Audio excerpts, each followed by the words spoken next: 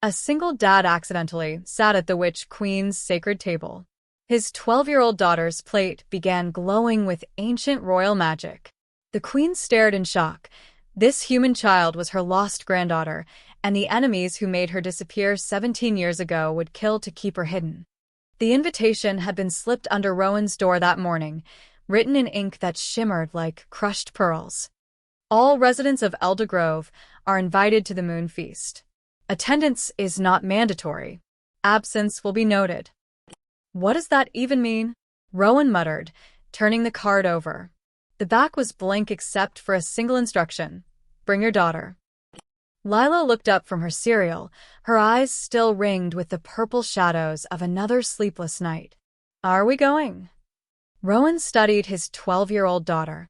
3 months ago, she'd woken up screaming about trees made of silver and a woman with a crown of thorns. 2 months ago, lights in their apartment had started flickering whenever she got angry. Last month, she'd shattered every mirror in the building during a nightmare. That's when Rowan had packed their lives into his aging sedan and driven until the GPS stopped working, following nothing but a strange pull in his chest that whispered, "Here. Bring her here." Elder Grove had appeared like a secret, a village folded into a valley that shouldn't exist according to any map. The houses were crooked but charming, the people polite but watchful, and the air itself seemed to hum with something Rowan didn't have a name for. "Yeah," he said finally. "We're going." The moon feast was held in the village square, where tables had been arranged in concentric circles around a central platform. Lanterns floated overhead without strings, and the food, roasted vegetables that glowed faintly, bread that steamed with starlight, fruit that tasted like songs, made Rowan's skin prickle. "Dad, look," Lila whispered, pointing at a woman whose hair was literally on fire, though she seemed unbothered by it. Nearby, a man was deep in conversation with what appeared to be a fox wearing a waistcoat. "Right," Rowan said faintly. "So we're definitely not in Kansas anymore." They stood at the edge of the gathering, holding empty plates. Every table seemed full, every seat claimed. Rowan felt the weight of dozens of eyes tracking their movement, the newcomers, the outsiders, the humans who smelled wrong. Then Lila tugged his sleeve. There. At the center of the square, elevated slightly above the others, sat a single table. It was carved from wood so dark it looked like petrified night, and it was completely empty. 2 chairs waited on either side, high-backed and elegant, practically glowing with invitation. "That one looks important," Rowan said cautiously. "That one is food," Lila countered, and she was right. Unlike the other tables where guests served themselves from communal platters, this table was already laden with dishes that steamed and sparkled. Rowan's stomach growled. They hadn't eaten since breakfast, and the drive to Elder Grove had been long. He glanced around. No one was approaching the table. No one was even looking at it directly, as if by unspoken agreement they were pretending it didn't exist. "Maybe it's reserved," he said. "Maybe it's free," Lila replied, already walking toward it. Lila. But she was climbing the 3 steps to the raised platform, her movements quick and determined in that way she got when she'd made up her mind. Rowan followed, his neck hot with embarrassment, certain someone would stop them. No one did. Lila sat down in the left chair, and after a moment's hesitation, Rowan took the right. The moment his weight settled onto the seat, something changed. The air contracted. The floating lanterns flickered in unison. Every conversation in the square stopped mid-word. "Dad." Lila's voice was small now. Before Rowan could answer, the space across from them shifted. It wasn't that someone walked up, it was that the air remembered someone had always been sitting there, and reality corrected itself to match. The witch queen materialized like a question being answered.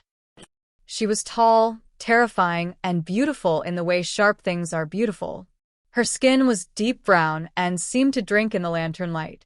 Her hair was silver white, twisted into elaborate braids that moved on their own.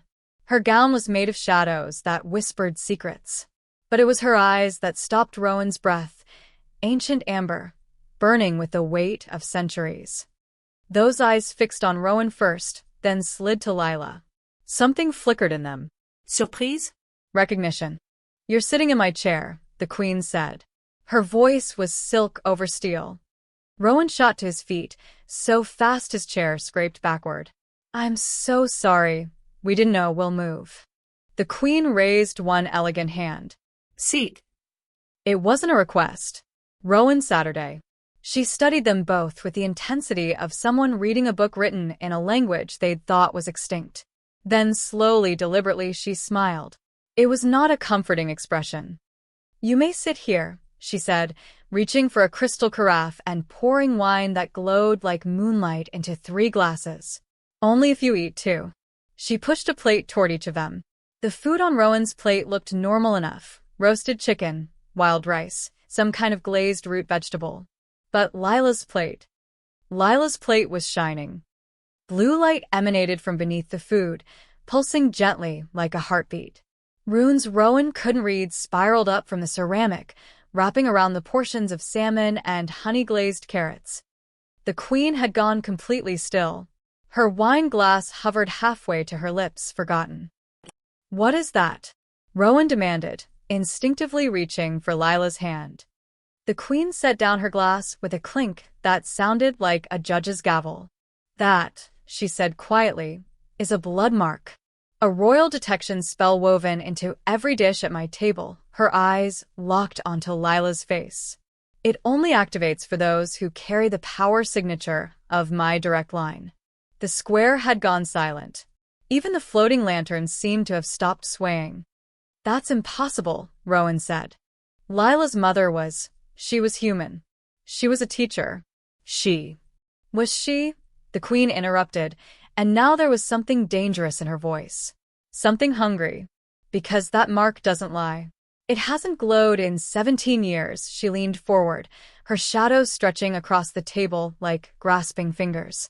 Not since the night my daughter vanished. Lila made a small, wounded sound. The plate beneath her hands began to glow brighter, the blue light spreading up her arms like living tattoos. Her eyes went wide, then wider, and Rowan realized with horror that they were changing, the brown irises bleeding into the same burning amber as the queen's. Lila. I can hear them, Lila whispered. Dad, I can hear them singing. They're calling me. Her voice broke.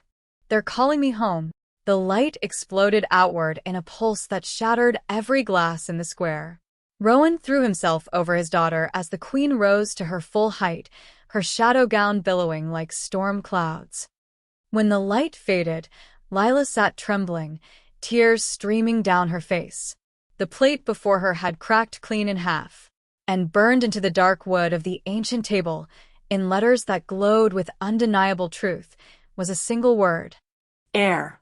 The witch queen stared at Lila as if seeing a ghost. When she finally spoke, her voice shook with something that might have been hope or might have been fury. Tomorrow morning, she said, you will come to my citadel. Both of you. We have much to discuss. She vanished like smoke, leaving only the scent of night-blooming flowers and the terrible weight of destiny. Rowan held his daughter close as the villagers began to whisper and wondered what he'd brought them into. The forest citadel appeared at dawn, though Rowan could have sworn it hadn't been there when they'd walked this path minutes before. It grew from the hillside like something carved by wind and time, towers of twisted blackthorn and moonstone, bridges made of living vines, windows that reflected not the morning sky, but distant starfields. I don't want to go in, Lila whispered. Rowan squeezed her hand. She hadn't slept. Neither had he. All night, strange things had happened. Flowers blooming under her pillow, frost patterns spreading across the walls in shapes that looked almost like words, and once, just once, Rowan had walked past her room and seen her floating 3 inches above the bed, still asleep, glowing faintly blue. We don't have a choice, sweetheart. The massive doors opened before they could knock. A woman with bark-textured skin and eyes like amber sap gestured them inside, without speaking. The entrance hall was breathtaking and terrible. Chandeliers made of crystallized lightning, a floor that showed the night sky beneath their feet, and everywhere, portraits of the same young woman at different ages. The Lost Princess. She had Lila's nose, Lila's sharp chin, Lila's habit of tilting her head when curious. This way, the bark woman said, her voice like whined through leaves. They were led to a circular chamber where the witch queen sat on a throne of woven silver branches. She wasn't wearing her shadow gown today. Instead, she wore simple black robes that somehow made her more intimidating, not less. 3 advisors stood behind her. An elderly man whose beard contained actual stars, a young woman with raven wings folded against her back, and something that might have been a person, or might have been a very sophisticated arrangement of mirrors. "Sit," the queen commanded. 2 chairs materialized. Rowan sat. Lila remained standing, her jaw set in that stubborn way that meant she was terrified but refusing to show it. The queen's expression softened almost imperceptibly. "Brave child. But sit anyway. This conversation will be difficult." Lila's Saturday. "Tell me about her mother," the queen said, and it wasn't a request. Rowan's throat tightened. Sarah. Her name was Sarah Chun. She was a high school English teacher. She died 4 years ago. Car accident. He paused. She never talked about her past. I thought she was just private. She had no family, no photos from before she turned 23. She said they'd all been lost in a fire. How convenient, the starred-beard advisor muttered. The queen silenced him with a look. And Lila's abilities started 3 months ago. Dreams first. Then the lights, the mirrors. Rowan's voice cracked. I didn't know what to do. Doctors couldn't explain it. Then I found Eldergrove. Or it found us. I don't know anymore. The queen turned her burning gaze on Lila. What do you remember, child? Nothing before I was 5, Lila said quietly. Mom said it was normal. That some kids just... She stopped, her hands clenching in her lap. But it's not normal, is it? None of this is normal. Before the queen could answer, Lila gasped. Her head jerked toward the east wall, as if hearing something. They're singing again, she whispered. The voices. They're saying. Her eyes glazed over, and when she spoke next, it wasn't her voice. It was layered, ancient, resonant. Moon blood returns. The scattered finds the center. The stolen comes home. The mirror being shattered into 1,000 pieces from pure shock, then reformed, trembling.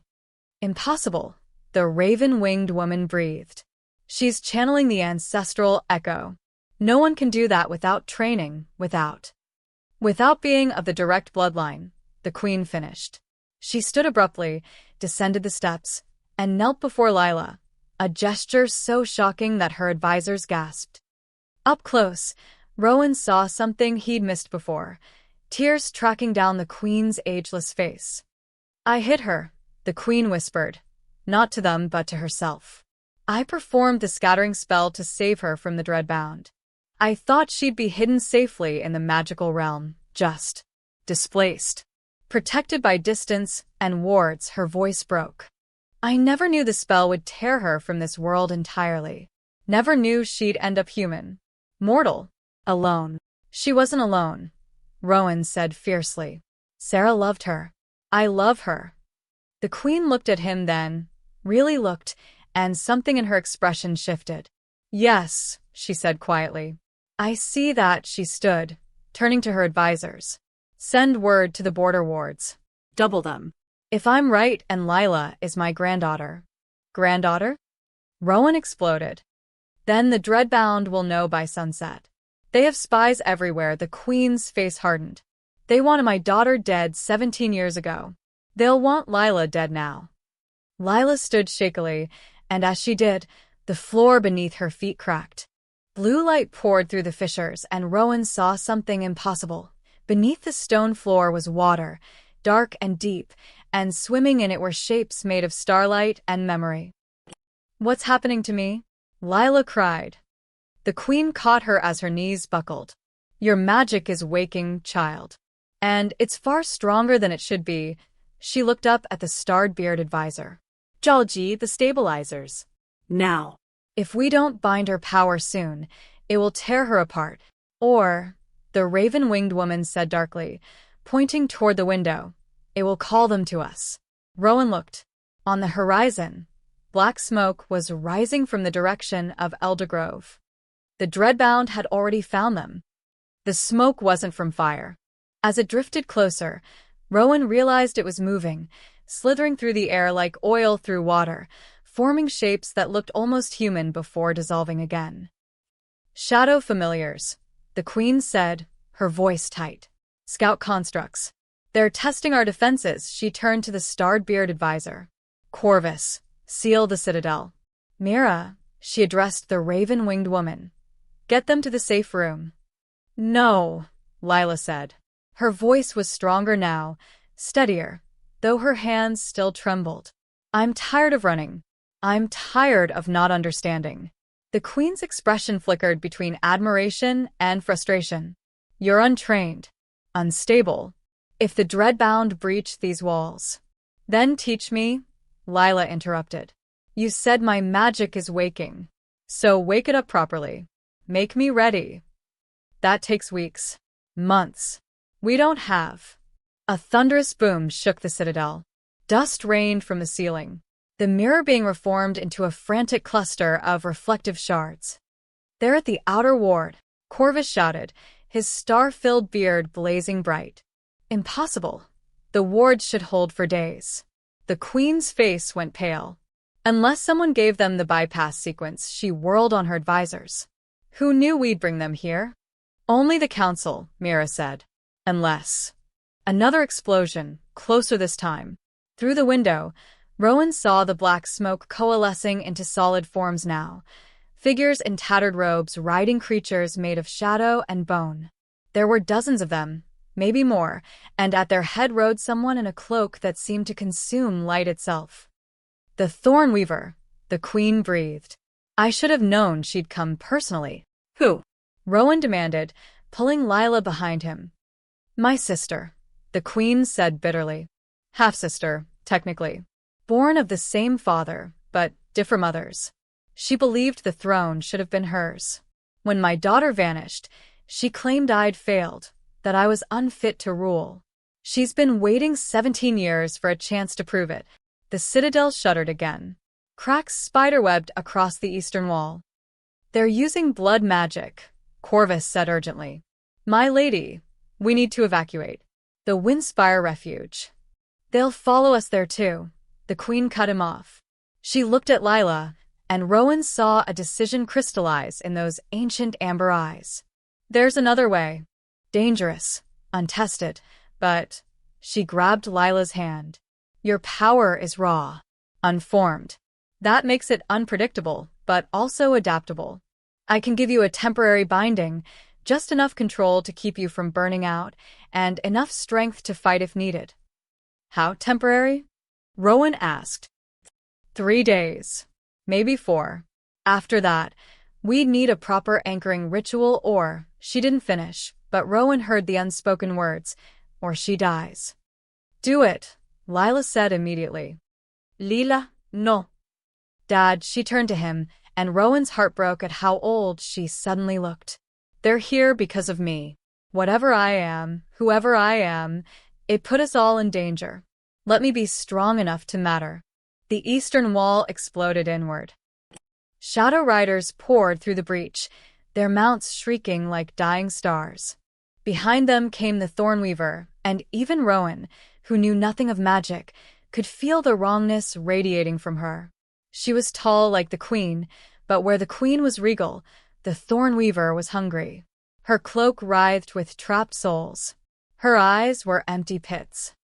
Sister, she called out, her voice echoing impossibly. How kind of you to gather them in one place. The lost heir and her human pet. This will be easier than I imagined. The Queen shoved Lila toward Mira. Get them to the spirit tunnels. The entrance behind the throne, go. You can't fight them all, Mira protested.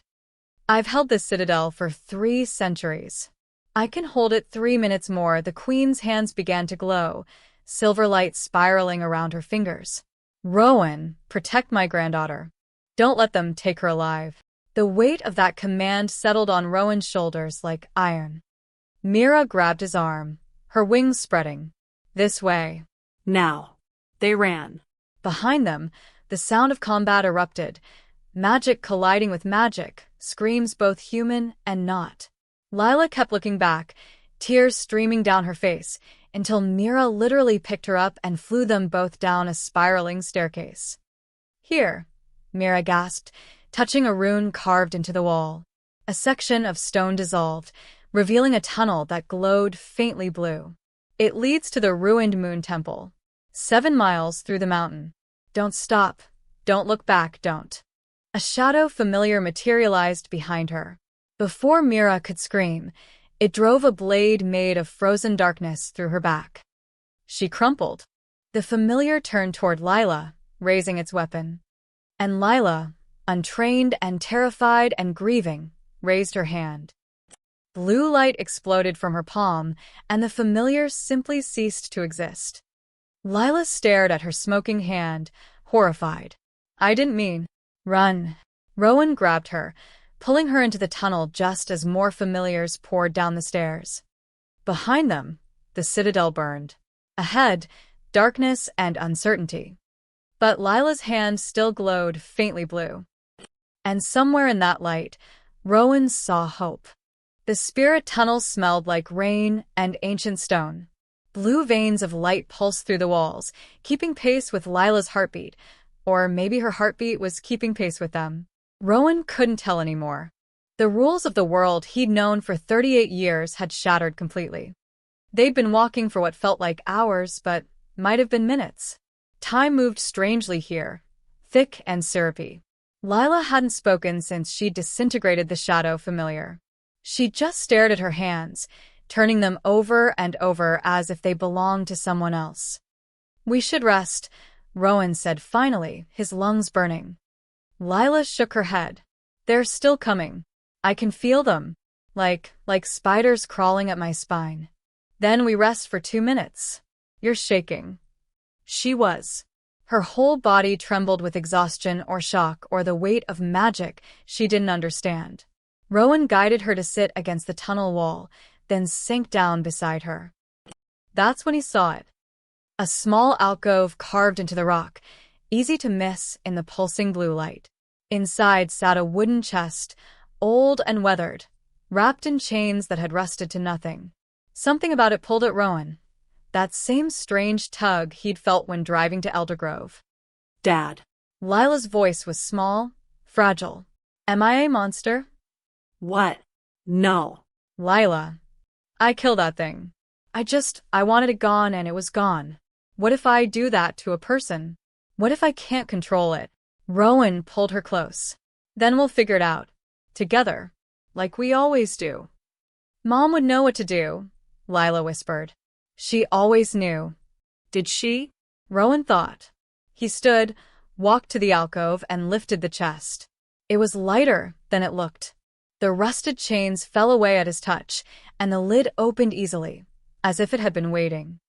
Inside was a leather journal, a silver locket, and a photograph. Rowan's hands went numb. The photograph showed a young woman, 20, maybe 22, standing in front of the very citadel they'd just fled. She wore robes that shimmered like starlight. Her hair was long and dark. Her smile was bright and genuine. It was Sarah. But not the Sarah he'd known. This Sarah looked alive in a way his Sarah never had, as if the woman he'd married had been a dimmed version of whoever this girl had been. Dad. Lila was standing now, staring at the photo. That's Mom. But she's younger, Rowan finished numbly. He opened the journal with shaking hands.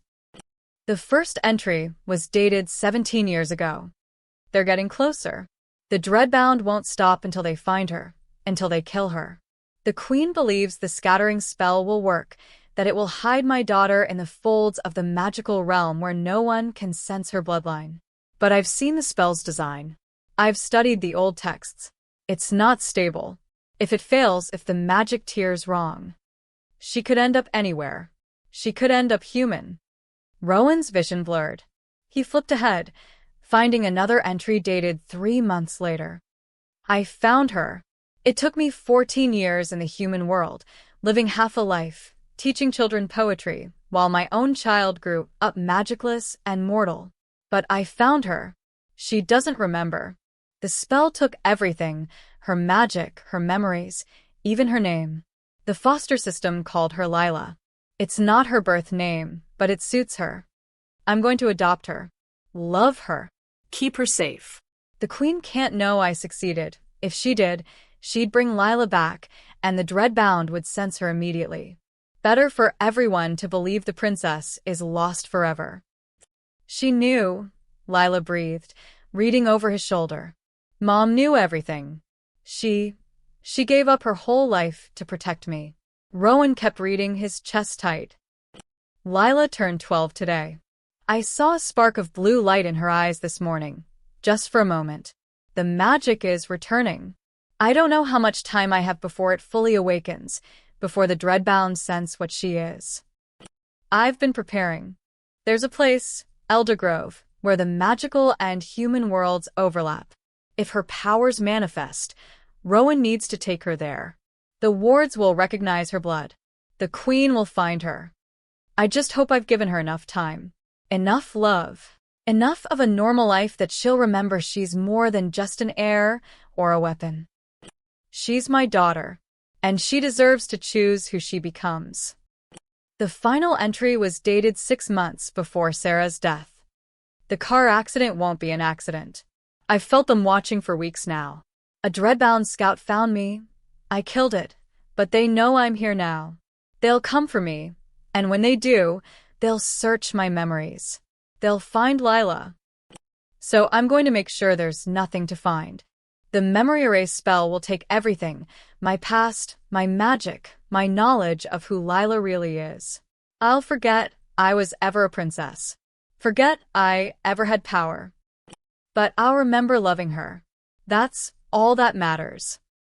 When the Dreadbound come, they'll find only a human woman. And they'll kill me thinking the secret died with me. Rowan, if you're reading this someday, I'm sorry. I'm sorry you lied. But please understand, I'd do it again. 1,000 times. To give her even one more day of peace. The journal fell from Rowan's hands. Lila was crying, silent tears streaming down her face. She opened the silver locket. Inside was a tiny portrait of a baby with amber eyes and a tuft of dark hair. That's me, she whispered. Isn't it? The real me. The princess. Rowan pulled her close, and they held each other in the blue-lit tunnel while the truth settled around them like ash. Sarah hadn't died in an accident. She'd died to save her daughter. And now that daughter was running from the same people who'd killed her mother. But this time, Lila wasn't helpless. This time, she had power. The question was, would it be enough? The ruined moon temple rose from the mountainside like a broken tooth. Half of it had crumbled centuries ago, leaving only skeletal arches and walls covered in creeping silver moss. But the other half stood defiantly intact, its dome still gleaming with mother-of-pearl inlay that caught the moonlight. The queen was already there, waiting. She looked diminished somehow, her shadow gown torn, blood streaking her temple, one arm held stiffly against her ribs. But her eyes burned as bright as ever when she saw Lila emerge from the tunnel. You made it, she breathed, and the relief in her voice was unmistakable. Then she saw the journal in Rowan's hand, and understanding flickered across her face. Ah. You found Sarah's cache. You knew. Rowan's voice was raw. You knew she was out there, human, vulnerable. I knew she was alive. Not where. Not how. The queen's jaw tightened. My daughter was brilliant and stubborn.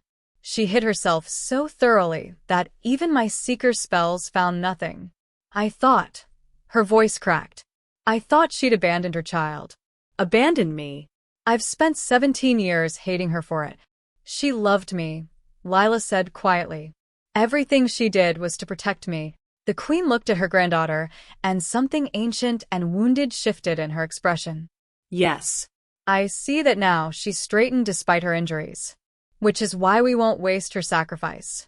Lila, your training begins immediately. You're hurt, Rowan protested. You need rest, a healer. What I need is to ensure my granddaughter survives the next 3 days. The queen gestured to the temple's intact half. Inside. Both of you. The interior was breathtaking. Moonlight poured through the domed ceiling, focusing on a circular pool of water, so still it looked like polished glass. Runes covered every surface, the walls, the floor, even floating in the air like frozen fireflies. This is where the first witch queens were crowned, the queen explained. The magic here is old. Primal. It will respond to your blood. She turned to Lila. Step into the pool. Lila hesitated, then obeyed. The moment her foot touched the water, it began to glow, the same blue as the light that had poured from her hands. The runes blazed to life. Good, the queen said. Your magic recognizes this place. Now, feel it. Don't think, don't force. Just feel the power in your veins. I don't know how. Yes, you do. You've been doing it your whole life, without knowing. Every nightmare that shattered mirrors, every light that flickered when you were angry, that was you touching your power unconsciously. Now you do it on purpose. Lila closed her eyes. For a long moment, nothing happened. Then the water began to ripple. Small waves, then larger ones, spiraling outward from where she stood. The floating runes started to orbit her like planets around a sun. Excellent, the queen murmured. Now release it. Let it flow through you, not from you. You're not a source, child. You're a conduit. Lila's eyes snapped open, burning amber, blazing with power. Light poured from her, not destructive but beautiful, filling the temple with warmth. Rowan watched in awe as his daughter became something more than human, more than mortal. Then she screamed. The light turned violent, jagged, uncontrolled. The pool began to boil. Cracks split the ancient floor. Stop, the queen commanded, but Lila couldn't. Her power had found the grief, the rage, the terror she'd been holding back, and it was tearing through her like a flood through broken walls. Rowan ran forward without thinking. Lila! Don't touch her, the queen shouted. The magic will. But Rowan was already in the water, wrapping his arms around his daughter. The power should have killed him, should have burned him to ash. Instead, it calmed. The blue light softened, steadied, then slowly receded. Lila collapsed against him, sobbing, and the temple fell silent. The queen stared at them, stunned. That's Impossible. human contact should destabilize wild magic, not anchor it. He's my dad, Lila said simply, her voice muffled against Rowan's chest. He's always made everything better. The queen's expression softened. Then perhaps that's your true power, Rowan. Not magic, but something rarer. Unconditional love, she approached slowly. Lila, what you just felt, that surge, that loss of control, that will happen again. Especially when you're emotional. We need to build your tolerance gradually. How long will that take? Rowan asked. Months. Years, the queen's face darkened. We have 3 days before the Dreadbound track us here. Then teach me to fight, Lila said, pulling away from Rowan. Her eyes were red-rimmed but determined. Not to control it, to use it. That's dangerous. So is dying. Lila met her grandmother's gaze without flinching. Mom's spent 17 years keeping me safe. I'm done hiding. Teach me to be the weapon they're afraid of. The queen studied her for a long moment, then nodded slowly. Very well.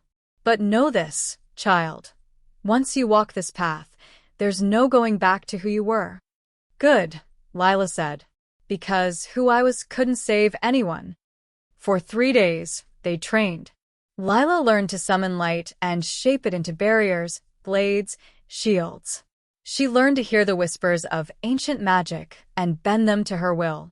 She learned that power had a cost, exhaustion, pain, the constant risk of losing herself to the current. And Rowan trained too. The queen's surviving guards taught him to fight with enchanted weapons, to recognize magical threats, to protect his daughter even when she could level mountains. On the third night, as the eclipse began, Lila stood at the temple's edge and looked at the mountains. They're coming, she said. The queen joined her. Yes. The Thornweaver won't wait longer. She placed a hand on Lila's shoulder. Are you ready? Lila's hands began to glow. Let's find out. The eclipse swallowed the moon like a hungry mouth. Rowan watched from the temple entrance as darkness spread across the valley, unnatural and complete. No stars. No light except the faint blue glow emanating from Lila's hands and the silvery radiance of the queen's protective wards shimmering around the temple perimeter. They're using the eclipse as cover, the queen said, her voice tight. Blood magic is strongest when the moon is hidden. We need to. The ward shattered. Not broke, shattered. Like glass struck by a sledgehammer. The silvery light exploded into 1,000 fragments that rained down like dying stars, and through the gap poured the dreadbound coven. They rode shadow beasts that galloped on legs made of smoke and teeth. Their robes were stitched from darkness itself. And at their head, the Thornweaver sat astride a creature that might once have been a horse, but was now something twisted and wrong, its eyes burning red. Sister, the Thornweaver called out, her voice echoing impossibly across the mountainside. Did you really think these ancient stones would protect you? I helped build these wards 3 centuries ago. I know every weakness, every flaw. The queen stepped forward, placing herself between the dreadbound and the temple. You were banished, Morgana. The council stripped your title. You have no authority here. Authority? The Thornweaver, Morgana laughed, and it sounded like bones breaking. I don't need authority when I have power. And soon, I'll have legitimacy too, her empty eyes fixed on Lila. The lost heir. How convenient that she's untrained, unstable, barely holding herself together. When I present her corpse to the council, they'll have no choice but to acknowledge me. The last of the royal line, dead. The throne, finally mine. You'll have to go through me first, the queen snarled. Gladly. Morgana raised her hand. The shadow beasts charged. The queen met them with a wave of silver fire that turned 3 beasts to ash instantly. But there were dozens more, and behind them, the dreadbound witches began their assault. Spells that twisted reality, curses that ate light, hexes that made the air itself scream. Inside, the queen shouted. The temple has protections even Morgana doesn't know about. They ran. Rowan grabbed Lila's hand, pulling her through the temple's entrance just as a curse struck the doorframe, turning the ancient wood to writhing serpents. The queen followed, slammed her palm against the wall, and spoke a word that made Rowan's ears bleed. A barrier of solid light sealed the entrance. That won't hold long, the queen gasped, blood trickling from her nose. The spirit tunnel. There's another entrance at the back of the temple, hidden beneath the altar. It leads deeper into the mountain, to the original throne room where... The barrier cracked. No time, Rowan shouted. They're already through. And they were. Shadow familiars were seeping through the cracks like smoke, reforming on the temple's interior. Behind them, the dreadbound witches began dismantling the barrier chunk by chunk. Lila's hands blazed blue.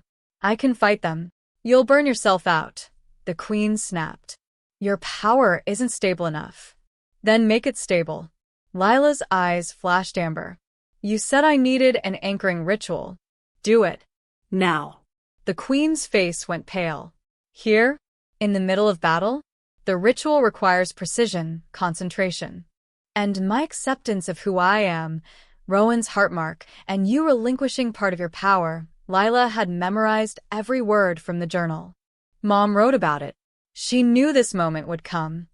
Morgantha's voice boomed through the failing barrier. Time's up, little princess. The barrier exploded. Dreadbound witches poured in, their spells filling the temple with darkness and screaming. The queen threw up defensive wards, but there were too many. A hex caught her shoulder, and she cried out, falling to one knee. Rowan drew the enchanted blade the guards had given him, a short sword that hummed with captured lightning. He'd trained for 3 days. It wasn't enough. but he'd die before he let them touch his daughter. A witch lunged at Lila. Rowan intercepted, his blade meeting her staff in a shower of sparks. She was stronger than she looked, faster, and her magic made his weapon feel like a toy. She smiled, revealing teeth filed to points, and raised her hand to curse him. Then Lila screamed, not in fear, but in fury. Blue light erupted from her in a shockwave that threw everyone back. The witch attacking Rowan simply vanished, erased from existence. 2 more Dreadbound suffered the same fate before the light died. Lila stood trembling, her nose bleeding, her eyes wild. I can't control it. The altar, the queen gasped, struggling to her feet. Rowan, get her to the altar. It's the only place powerful enough to contain the ritual. Rowan didn't hesitate. He swept Lila into his arms and ran, dodging spells and shadow beasts, his lungs burning, his muscles screaming. The altar was at the temple center, a circular platform of white stone carved with lunar symbols. He set Lila down just as Morgana herself strode into the temple. How touching, she sneered. The human playing hero. Step aside, child, and I'll make your death quick. No, Rowan said, and was shocked by how steady his voice sounded. You want her? You go through me first. Morgana raised her hand, dark energy crackling between her fingers. And the queen tackled her from behind. They crashed to the floor in a tangle of magic and fury, sister against sister, light against shadow. The queen looked up, blood streaming from a dozen wounds. Do it, she screamed at Lila. Now. Before. Morgantha's spell caught her in the chest. The queen flew backward, hitting the wall with a sickening crack. Grandmother, Lila shrieked. And something inside her broke. Not broke, awakened. The temple began to shake. The pool of water rose into the air, defying gravity. Every rune in the building blazed to life simultaneously. And Lila, standing at the center of it all, began to glow with a light so bright it hurt to look at. The ritual, she gasped, reaching for Rowan. Dad, I need you. Rowan took her hand and felt something lock into place. A bond. A connection deeper than blood. Across the temple, the queen raised her head. Despite her injuries, despite everything, she smiled. Then she spoke the words that would change everything. I, Celestria Moonborn, Queen of the Eternal Grove, hereby relinquish a portion of my power to Lila Moonborn, true heir to the throne, my granddaughter and my hope. Silver light poured from the queen into Lila. Blue and silver intertwined, spinning faster and faster until everything went white. When the light faded, Lila was floating. Not unconsciously, not out of control, but deliberately. Her feet hovered 3 inches above the altar, her hair drifting around her like she was underwater. The blue glow had settled into her skin, making her luminescent. Her eyes were pure amber now, burning with the accumulated power of generations. But most striking was the mark on her forehead, a silver crescent moon, identical to the one the queen bore. Impossible, Morgana breathed, taking an involuntary step backward. The moon brand. She's fully awakened. Lila descended slowly, her movements fluid and controlled. When she spoke, her voice carried the weight of the ancestral echo. I am Lila Moonborn, daughter of Sarah Moonborn, granddaughter of Celestria Moonborn. I am the heir who is scattered, the princess who is hidden, the girl who is loved, her gaze fixed on Morgana. And I am done running. Morgantha's face twisted with rage. You're still just a child playing with power you don't understand. She threw a curse, black energy that could rot flesh from bone. Lila raised one hand. The curse struck an invisible barrier and dissolved into harmless smoke. 3 days ago, I would have burned myself out blocking that, Lila said calmly. But the ritual didn't just give me power. It gave me balance. She looked at Rowan, still standing beside the altar, and something warm flickered in her eyes. My father's love grounds me. My grandmother's magic sustains me. My mother's sacrifice defines me. She turned back to Morgana. And you? You're just angry that you were never enough. Morgana screamed, a sound of pure fury, and unleashed everything she had. Shadow beasts erupted from the floor. Hexes filled the air like arrows. The remaining dreadbound witches joined in, their combined magic enough to level mountains. The temple should have been destroyed. Instead, Lila moved. She was suddenly everywhere at once, deflecting spells with barriers of light, dissolving shadow beasts with a touch, moving faster than thought. Rowan watched in awe as his daughter became something beyond human, beyond even what the queen had been at her peak. But she wasn't unstoppable. A hex clipped her shoulder, and she gasped in pain. Another caught her leg, and she stumbled. There were too many of them, and even with her new power, she was still 12 years old, still learning, still. Lila, Rowan shouted. Remember what your mom wrote. You don't have to be a weapon. You choose who you become. Lila froze, the words cutting through her battle fury. She looked at her hands, glowing with destructive power, and something shifted in her expression. I'd do it again. 1,000 times. To give her even one more day of peace. Her mother hadn't fought. She'd hidden. She'd loved.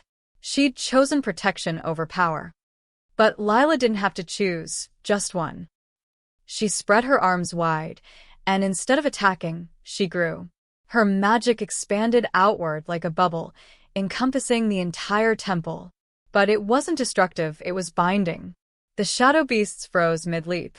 The dreadbound witches found their spells dying in their throats. Even Morgana, powerful as she was, couldn't move. What are you doing? Morgana gasped. Something new, Lila said. Something neither you nor grandmother taught me. She looked at Rowan again. Dad taught me. Every time he chose to understand instead of punish. Every time he chose patience over anger. She walked toward Morgana, and as she did, vines began to grow, not from the floor, but from the air itself. They were silver and blue, glowing with moonlight, and they wrapped around the dreadbound gently but firmly. I'm not going to kill you, Lila said. I'm not going to burn you or erase you. But I'm not going to let you hurt anyone else either. The vines tightened, and Morgana fell to her knees. But something strange happened. The rage drained from her face, replaced by something that looked almost like grief. You don't understand, Morgana whispered. I just wanted to be seen. To matter. The throne was supposed to make me matter. You already mattered, said a weak voice from across the temple. The queen, Celestria, was pulling herself upright, using the wall for support. Blood still streaked her face, but her eyes were clear. You were my sister, Morgana. That should have been enough. It never was, Morgana said bitterly. Not for father. Not for the council. Not for me? Celestria crossed the distance between them, limping but determined. You're right. I failed you. I was so focused on being perfect, on being worthy, that I never saw how much you were hurting. She knelt beside her sister. But that doesn't excuse what you've done. The people you've killed. The chaos you've spread. So execute me, Morgana said flatly. That's what you do to traitors. No, Lila interrupted. Both sisters looked at her in surprise. The vines I've bound you with, they're oath vines. They'll hold as long as you mean harm to the throne or its people. But they'll release the moment you choose differently.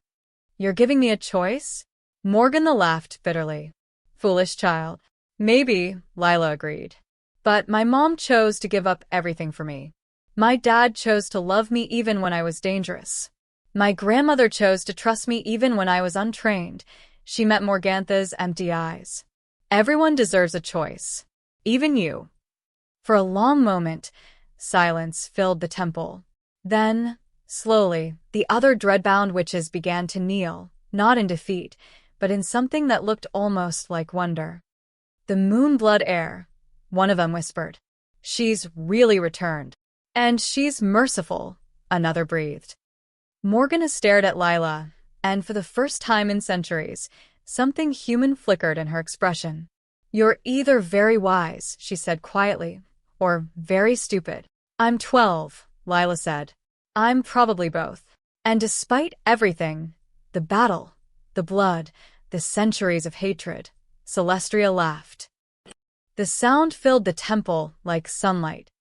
3 weeks later, Rowan stood in a place that shouldn't exist. The Grand Assembly Hall had been built in the space between the magical and human worlds, a neutral ground where neither realm held absolute power. The architecture was impossible. Walls that showed both starlit skies and sunlit meadows simultaneously, floors that were somehow grass and marble at once, chandeliers made of captured lightning and Edison bulbs working in harmony. "Stop fidgeting," Lila whispered beside him. "I'm not fidgeting," Rowan lied, adjusting his collar for the 100th time. The formal attire they'd given him was strange, part suit, part robe, embroidered with silver thread that moved on its own. "I'm just calibrating." Lila grinned. She wore a gown of midnight blue that flowed like water, and the moon brand on her forehead gleamed softly. She looked older than 12, but not in a sad way. In a way that said she'd found something she didn't know she was missing. Around them, the hall filled with an unprecedented gathering. On one side, the Witch Council, magical beings of immense power dressed in traditional robes. On the other, human representatives, mayors and governors who'd been carefully selected and introduced to the truth of what existed beyond their world. And seated between them, in a throne carved from living moonwood, Queen Celestria, looking regal despite the healing bruises still visible on her face. "They're staring," Rowan muttered. "They're curious," Celestria corrected from her throne. "Most of these humans have never seen real magic. And most of my people have never sat at table with mortals," she smiled slightly. "You're all equally terrified of each other. It's quite endearing." The Thornweaver, Morgana, stood in the shadows at the hall's edge, still wrapped in silver oath vines though they'd loosened considerably. She'd chosen not to fight when offered freedom 2 weeks ago. Instead, she'd asked to observe, to understand what Lila was trying to build. "It won't work," she'd said then. "Witches and humans have been separate for millennia, for good reason." "Then let's make a new reason," Lila had replied. Now, as the last guests took their seats, Celestria rose. The hall fell silent instantly. 3 weeks ago, she began, her voice carrying without need for amplification, "I believed my line had ended, that I would die without an heir, and the throne would pass to the council to decide its fate." She paused. "I was wrong." She gestured, and Lila stepped forward. Every eye in the room fixed on the girl, with the glowing crescent moon on her forehead. "Lila Moonborn is my granddaughter, daughter of my lost child Sarah, who gave everything to protect her. She is the Moonblood heir, confirmed by prophecy, by magic, and by her own choices." Celestria's voice softened.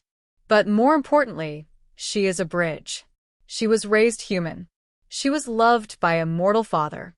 She knows both worlds intimately." Rowan felt his throat tighten with pride. "And so," Celestria continued, "I propose something that hasn't been done in 3,000 years, a true alliance between the magical and mortal realms. Not dominance, not hiding, but cooperation." Murmurs rippled through both sides of the hall, some excited, many skeptical. A witch in crimson robe stood. "Your Majesty, with respect, humans fear what they don't understand. They hunt it, destroy it. How can we trust?" "Because I'm asking you to," Lila interrupted, stepping forward. Her voice was young but steady. "I know it's scary. Change always is. But my mom lived in the human world for 17 years, and you know what she found? People who were kind, creative, Brave. Yes, some would fear us, but others would be fascinated, would want to learn, would become friends." She looked at the human representatives. "And to the humans here, I know magic seems dangerous. Wild. But witches aren't monsters. They're people with gifts, trying to live their lives, protect their families. Just like you." A human woman, a mayor from a nearby town, stood hesitantly. "My daughter has been sick for 2 years. The doctors can't help her. If magic were available, if there were healers we could consult. There could be, Celestria said gently.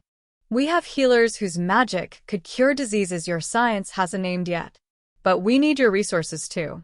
Your technology. Your different way of seeing problems, she smiled. Imagine what we could build together. The hall erupted in discussion, heated, passionate, but no longer hostile. Ideas flew back and forth. A human engineer proposed using magic to solve climate change. A witch suggested teaching magical theory in universities. A debate sparked about medical collaborations, cultural exchanges, shared markets. Rowan watched it all, amazed. 3 weeks ago, he'd been a single dad struggling to understand why his daughter was breaking mirrors. Now he was witnessing the birth of a new age. Lila slipped her hand into his. You okay, Dad? Are you? He asked. This is a lot of responsibility. Yeah, she admitted. But I don't have to carry it alone. She looked at Celestria, who nodded encouragingly. Then at Morgan, who, surprisingly, offered a slight smile. I've got you. I've got grandmother. I've even got a reformed evil aunt. I can't hear you, Morgan called dryly, but there was no venom in it. Lila laughed. I know. The assembly continued for hours, but eventually, they reached the part Rowan had been dreading, the feast. Tables materialized from nothing, laden with food from both worlds, human dishes and magical ones, side by side. People mingled hesitantly at first, then with growing confidence. A witch taught a human girl how to make flowers bloom with a whisper. A human chef showed a magical being how chocolate was made and earned a lifelong friend. And at the center table, the high table, the throne table, sat Lila and Rowan, with Celestria beside them. A young human man approached nervously. Excuse me. Is this seat taken? Lila looked at her grandmother, eyes twinkling. Celestria's lips quirked. You may sit here, they said in unison. Then Lila added with a grin. Only if you eat too. The man sat, and a witch sat beside him, and then more came, human and magical, mixing freely, breaking bread together. Rowan looked at his daughter, radiant and confident and whole, and felt something settle in his chest. Sarah would have been proud, not because Lila was a princess, or powerful, or destined for greatness, but because despite everything, the danger, the fear, the impossible choices, she'd chosen kindness. She'd chosen to build instead of destroy. She'd chosen love. And that, Rowan realized, was the most powerful magic of all. Later, as the feast wound down and stars filled the impossible sky above them, Lila leaned against his shoulder. Dad. Yeah, sweetheart. Thanks for asking if you could sit down that night. At the moon feast. Rowan laughed. I didn't know I was starting a revolution. Neither did I, Lila said. But I'm glad we did. She looked out at the hall, at witches and humans laughing together, learning from each other, seeing each other as people rather than threats. Mom would have loved this, she whispered. She would have, Rowan agreed, his voice thick. She really would have. And in the space between worlds, in a hall built on hope and possibility, a single dad and his extraordinary daughter watched as the future began to unfold. One shared meal, one conversation, one friendship at a time. All because someone dared to ask, Can I sit here? And someone dared to answer, Only if you eat too.